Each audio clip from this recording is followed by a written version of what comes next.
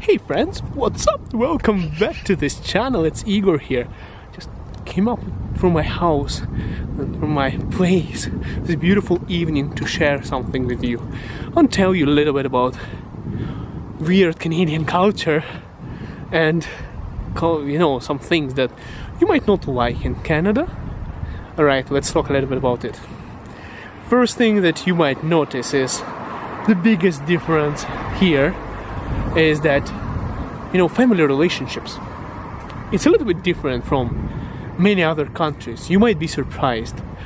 For example, you are, let's say you are born Canadian kid in Canada with your Canadian parents. Everything is good. The weirdest thing that I found out about Canada is that once you're 18 years old, lots of kids, and I say kids because in my understanding, even if you're 18 years old, you're still a kid. And don't lie to yourself, you're still a kid, in my opinion, because I'm still a kid. I'm close to 30 now. 30. Okay, I'm 30. But anyways, you are a kid, and then your parents put you into a kind of position where either you go study and they support you. If they decide to support you, now they can decide not to support you, or they might not be able to support you as a kid. So you are an option, and lots of people are putting an option is you go study or you get a job and start paying me rent for staying in my house. Okay, let's say I'm a parent, like I'm a parent in Canada, right? So I would be like Canadian culture, right? It's a little bit harsh. I'm not saying it's wrong, but it's harsh. It's a little bit strange for Ukrainians from Eastern Europe and from South America, for example, where your kid is 18 years old and you're saying, well, now you either go get a job or you go study. And if you don't want to study, you go get a job and you pay me rent for renting out my room or a basement. Sometimes the parents would help you out, with food. Sometimes they wouldn't.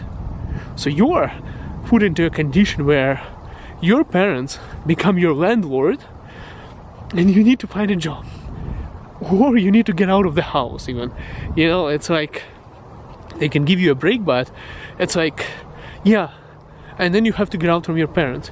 Now the other weird part is, I think there's a bad part about it and a good part. Good part about it, I think, personally I believe, that it helps your kids become more mature faster, become more financially independent, and you kind of throw them out in a life to get those life skills to be able to support yourself so they become more successful, right? I mean, you push the pigeons off the cliff and let them fly. And if they fall, well, it's kind of a thing like that. In my opinion, it might be a good thing. At the same time, why I think it's a bad thing. Now, there's also lots of family interesting things in Canada. Personally, for me, because I can say I've been here for 6 years, but still, it's a little bit strange to me. Lots of people live together, have kids, families, and don't get married. This is interesting, really interesting for me. If you have like 2-3 kids already, why don't you just get married? Quit calling each other boyfriend, girlfriend. But there is a financial responsibility and a burden, and it's not easy to get divorced here in Canada. I heard it's difficult, and it's going to take some time, like a year. I believe that's what I've been told. I've been asking around because people kept on getting divorced and then getting married again, so the lawyers were like, the legislation was like, you have to live separately for a year. At least that's what my friends said, who lived here, who were born here. If anything you think I'm wrong and you're from Canada, leave a comment, I want to know. But that's kind of the situation. People don't get married because they don't want to get the financial responsibility. Another interesting thing is people get married 2 times, 3 times, 4 times, having kids, from different marriages, switching partners so much. That's kind of, I know, it's their freedom. It's, it's not bad. You know, it's good that Canada has this kind of freedoms for everyone, and I think people have the right to do anything they want, and I'm not going to judge for that. But for me, it's like, I don't know, I come from a culture where family is like a really strong bond, okay? I come from a culture where you don't kick out your kids from your house until they're like 40, which is another extreme, I think. And I don't think it's good, because people get stuck, they get comfortable with their parents taking care of them, and you know, it doesn't give them that life experiences. Kids can get lazy, like they're not kids anymore, right? Like, what is this, like 30 years old and you're living with your parents? Are you kidding me? But it happens. Now, what's the good part about it? And that's kind of a thing that I feel lacks in Canada. You know, when you're a senior person, you know, like, you can find lots of senior people going for the retirement homes, you know, where there are healthcare providers who take care of you, and you know, your kids visit you and everything. And I'm not saying that there are no families, you know, who would not go and visit you like on the regular basis or anything, but in culture where I come from, we take care of our parents, okay? We don't put them to retirement homes. And I believe it's a bond that you create by not kicking out the kids when they are 18 years old. You know, what you sow is what you reap. If you take care of your kids and if you build that relationship. Hey, it's such a beautiful dog. There's another, such a beautiful, do you see that? She's so beautiful. My God. I think when you build that relationship with your kids, you know, for example, you know, when parents are senior in Ukraine, we don't really give them to retirement homes. We take care of the parents by ourselves. We try to stick it within the family. Literally, families still stay together almost, you know, even if you live separately from your parents, which is very often. We don't live like in one place forever, but we try to stay closer to each other, so it's easier to visit each other, and we visit each other very often. And it's a really good custom that we have to take care of our own parents, and I think it comes from taking care of our own, you know, kids that much. So there are good parts and bad parts. I believe the best combination is both cultures together, is to support your kids as much as possible, and at the same time, you know, not to over support them to go into that extreme that we have in Ukraine. But I'm saying it's different culture. I was raised differently.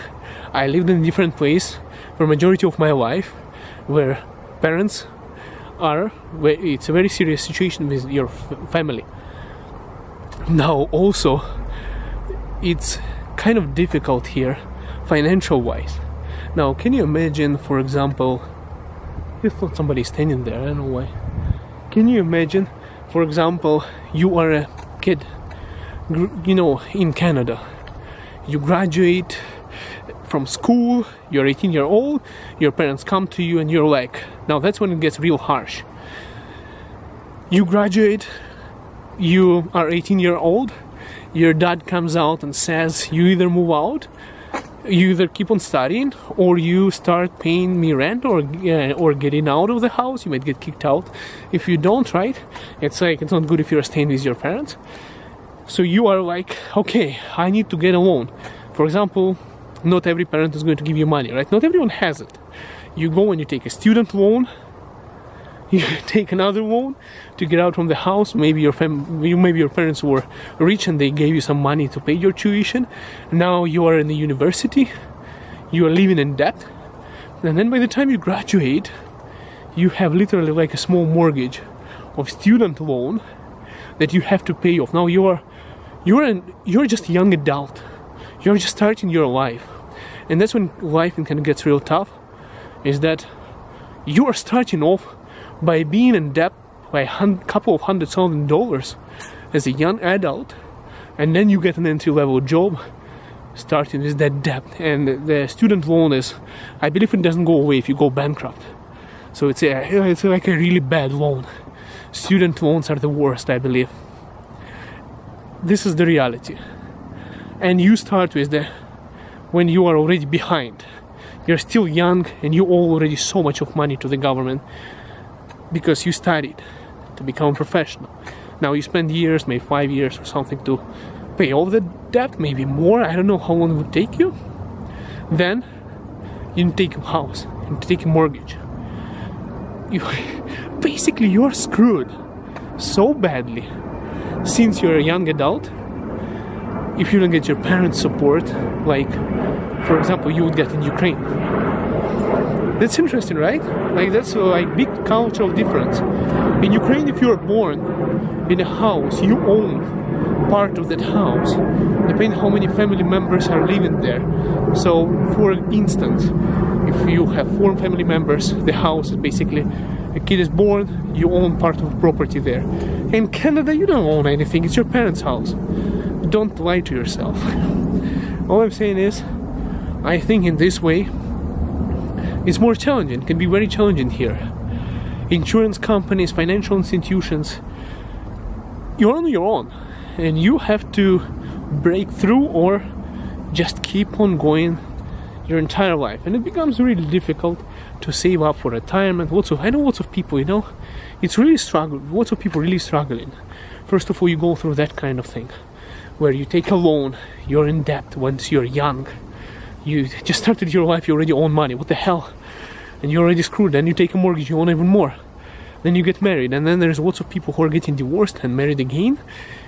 You get divorced, you go through that financial situation, then you go for another financial situation, then you get kids, it's your responsibility. All I'm saying is, it's not that bright, it's not that pink unicorns here. It's really challenging. And if you don't pay off your money, you're in trouble. If you don't pay off your taxes, you're in trouble. So you have to pay off your bills, you have to pay for your bills, you have to keep on making money, you have to keep on working for that. And yeah, it's tough. It's tough even if you're born in Canada. And if you're an immigrant, you're totally on your own, totally screwed. If your parents are not here, your parents can still help you. You can still even in the long run, inheritance and everything, it still exists. There's still something. For example, I really want my children to inherit everything I own. Like, I don't care. Whatever I build, whatever I earn, whatever I save, I can't take it with me, so I would definitely pass it on with the family, because the family bond is sacred. And I just want to let you know, guys, friends, just want to share this, so you have a little bit better understanding, more into Canadian culture, not just beautiful buildings, how much money people are making, just a little bit understanding even more. The depression rate here is high, suicide rate is high, it seems like a beautiful life and everything, but there's lots of stones under the peaceful water where you can just wreck your ship, your boat, and sink. Alright, I hope this doesn't blow your bubble too much. I didn't want to blow your bubble. Still beautiful country, really nice people, really nice traditions, and lots of things to learn from Canadians. This country wouldn't be that beautiful if the system didn't work. It works. But all I'm saying is, be prepared. If you're living in Canada, you're a strong person. If you're Canadian born, you're a strong person. You have to deal with so much of stuff. It's lots of work. It's tough. Even though it doesn't look like that for immigrants. So it's easy in Canada. You can just, it's not easy. And for immigrants, be prepared to work real hard. It's even more challenging. You'll find out once you're here. But remember, help each other out, help each other, your family, take care of your parents, take care of your relatives, and everything is going to be great. Alright? Thank you so much, friends. It's getting real dark here. My light is already dying. I'll see you in the next video. Woo! Bye for now. Woo! I hope I didn't bust the bubble, I hope I didn't. Just decided to open a can of something that, I had to bring this up because you have to know this kind of things. If I'm wrong, please leave a comment. If I'm right, smash the like button, subscribe, comment, join channel membership so that you can see the live stream next week. Coming in on Saturday. I'll announce the time in a public section for the community tab. Right, see you soon.